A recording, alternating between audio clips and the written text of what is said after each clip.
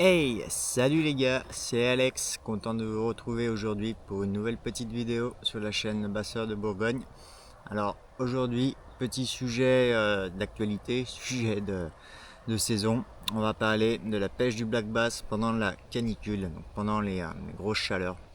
Alors comme vous avez pu le voir tous un peu partout en France, durant la reprise de la saison du bass, donc fin juin, début juillet, on a eu une énorme canicule qui nous est tombée dessus avec des très fortes chaleurs. On est monté à 35, 38 degrés, voire 40 degrés même pour certaines régions.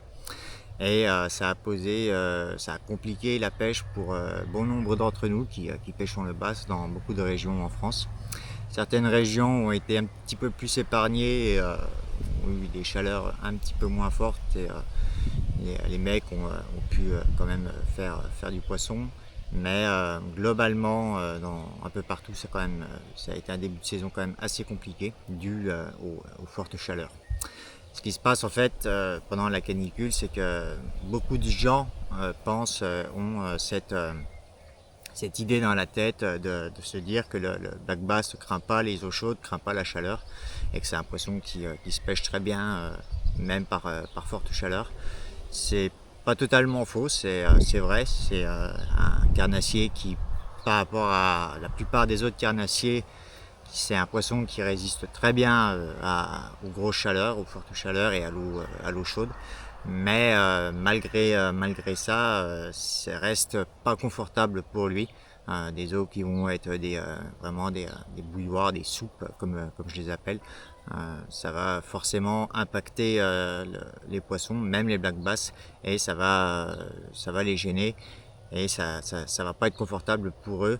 Même s'il est vrai que par rapport à d'autres espèces, le bass résiste mieux, on va dire, que les autres espèces aux eaux très chaudes. Alors, ce qui va se passer pour le black bass, c'est que quand l'eau va atteindre une certaine température, que l'eau va vraiment être très chaude, très très chaude, il va rechercher, il est comme nous, hein, quand il est trop chaud, et ben, il va rechercher l'ombre pour se mettre chercher les zones les plus fraîches. Donc tout ce qui va amener de l'ombre en fait, que ce soit des bateaux, que ce soit des arbres qui tombent sur l'eau ou n'importe quelle autre structure, mais tout ce qui va amener des zones d'eau plus fraîches, c'est souvent là qu'il va se positionner. Ce qui rend la pêche compliquée en fait, c'est que durant ces périodes-là, il va dépenser le moins d'énergie possible, tout simplement. Du fait de la chaleur, il va s'épuiser très très vite et va faire en sorte de dépenser le moins d'énergie possible. C'est ce qui fait que la pêche est très compliquée dans ces conditions, puisque généralement ils vont se positionner, comme je vous dis, sur des zones plus fraîches à l'ombre. Ils vont s'y caler toute la journée et ils vont pas en bouger, quoi, clairement. Donc dans ces conditions-là, tout ce qui va être pêche de réaction, que ce soit du chatterbait, du spinnerbait, du jerk minnow, va être très compliqué et va donner très peu de résultats. Parce que généralement, ils vont pas courir après les leurs dans ces conditions-là. Je vous dis, ils vont vraiment se positionner sur des zones plus fraîches et pas en bouger. Donc dans ces conditions, il va vraiment falloir, pour réussir vos pêches, il va vraiment falloir aller les chercher là où ils se trouvent. Justement, ce qui est l'avantage avec le black bass qui est bien, c'est qu'on a tout un panel de techniques qui nous permet de pouvoir aller les chercher même dans ces conditions-là. Alors, il y a plusieurs choses à privilégier. Moi, comme je dis souvent, alors j'ai eu pas mal de questions d'abonnés qui me demandaient comment faire pour arriver à faire du poisson dans ces conditions-là. Tout ce qui va être technique de pêche sur place, en fait, va donner des résultats. Donc pour ça, vous avez plusieurs choses. Vous allez avoir tout ce qui va être pêche au rubber jig, bien sûr. Donc là, c'est le hike attack qui m'a déjà donné pas mal de résultats là sur le début de saison, qui m'en avait déjà donné les années passées, mais là sur le début de saison, il marche relativement bien. Donc du rubber jig, donc là le hike attack en 14 grammes. Ne pas hésiter aussi à utiliser des micro jigs ou des rubber jigs un peu moins gros en fait, un peu moins compact. Là on est sur un rubber jig qui est en 6 ou 7 grammes je crois, qui a un profil un peu plus petit et ça peut être intéressant justement parce que les poissons dans ces conditions vont être tatillons, donc d'avoir parfois des profils un peu plus petits, ça peut aider à les déclencher. Donc, du rubber jig, la technique qui marche toute l'année mais qui marche encore plus dans ces conditions là, le waki bien sûr avec des worms. Bien souvent on peut à cette période là voir des poissons à vue aussi qui vont être en surface, et généralement le waki ça fonctionne très bien, et donc en utilisant aussi des hameçons plombés ça peut vous permettre d'avoir un waki qui va descendre dans la couche d'eau, et pour aller débusquer justement les poissons qui sont dans les obstacles au frais et qui ne veulent pas bouger. Ça marche, le waki marche très bien dans ces conditions là. Du waki, vous allez avoir une technique aussi qui donne de très bons résultats dans ces conditions là, qui n'est pas très utilisé, qui va être le neko rig.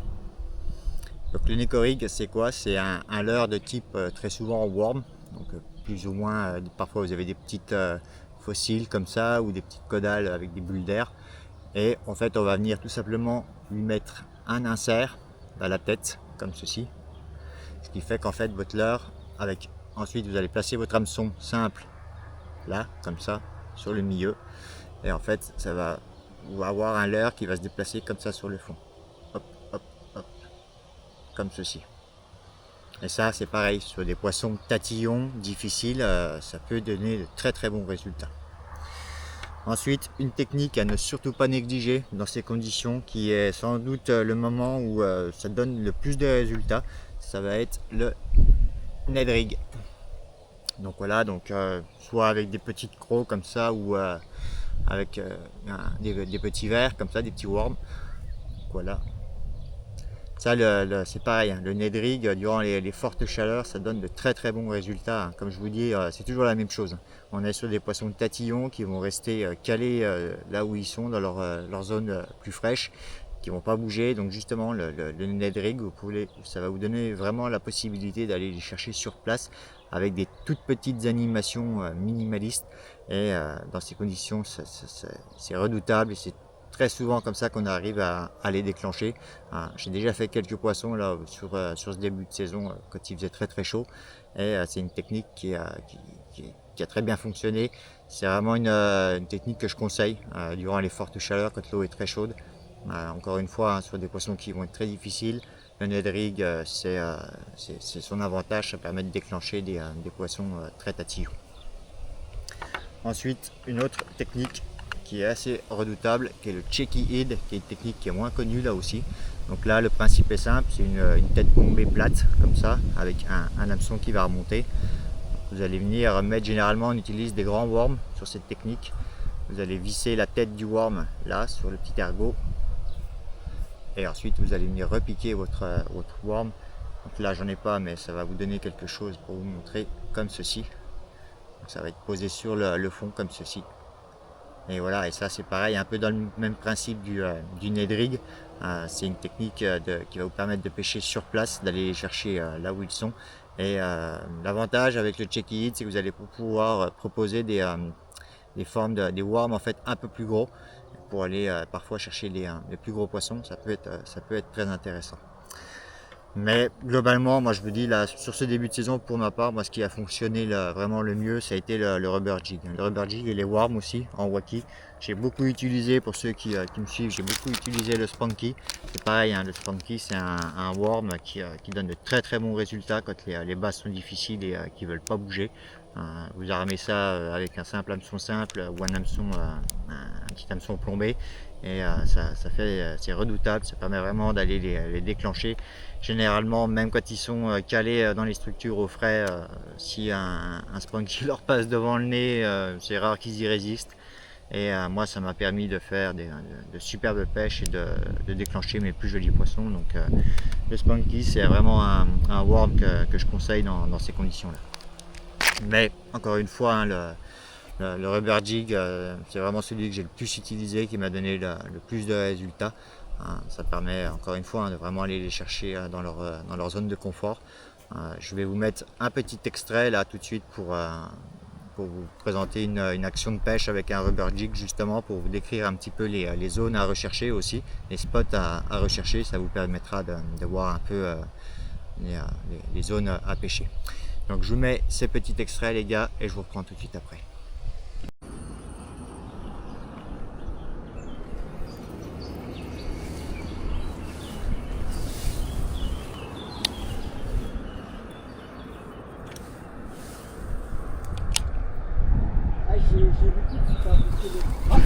Ouais. Oh, c'est tout petit. Bon, c'est un peu plus gros que... Bon, c'est le même que tout à l'heure. Ouais, j'ai des couleurs un peu plus claires. Ils sont vraiment dans l'ombre. Ah, c'est ça, dans les bateaux. Oh, je vais faire une petite photo quand même. Voilà. Voilà, le ferrage. T'es resté comme ça. Ouais, parce que quand ils sont sous les bateaux comme ça, que c'est des gros, si tu les sors pas tout de suite, tu te fais niquer. Bah, moi, ça a failli. Hein. Et ils se foutent dessus, puis c'est foutu. Ouais, Donc voilà les gars, je vous retrouve après ce petit extrait. Donc comme vous avez pu le voir sur cette courte vidéo, ce jour-là on pêchait avec mon neveu Yanis durant une journée où il faisait encore très chaud, on était encore en canicule et on avait, après avoir passé pas mal de l'heure, que ce soit du chatter ou du spinner, on n'avait eu aucun résultat et c'est vraiment en allant les chercher sur place. Donc là, comme vous avez pu le voir sur l'extrait, au ras des bateaux, ils étaient tous là ce jour-là, ils étaient vraiment à l'ombre sous les bateaux et c'est vraiment en allant les chercher comme ça, Yannick pour mon neveu en waki et pour ma part au rubber jig, c'est vraiment comme ça qu'on a pu réussir notre session. Donc voilà les gars, pêche sur place, rubber jig, worm, Ned rig.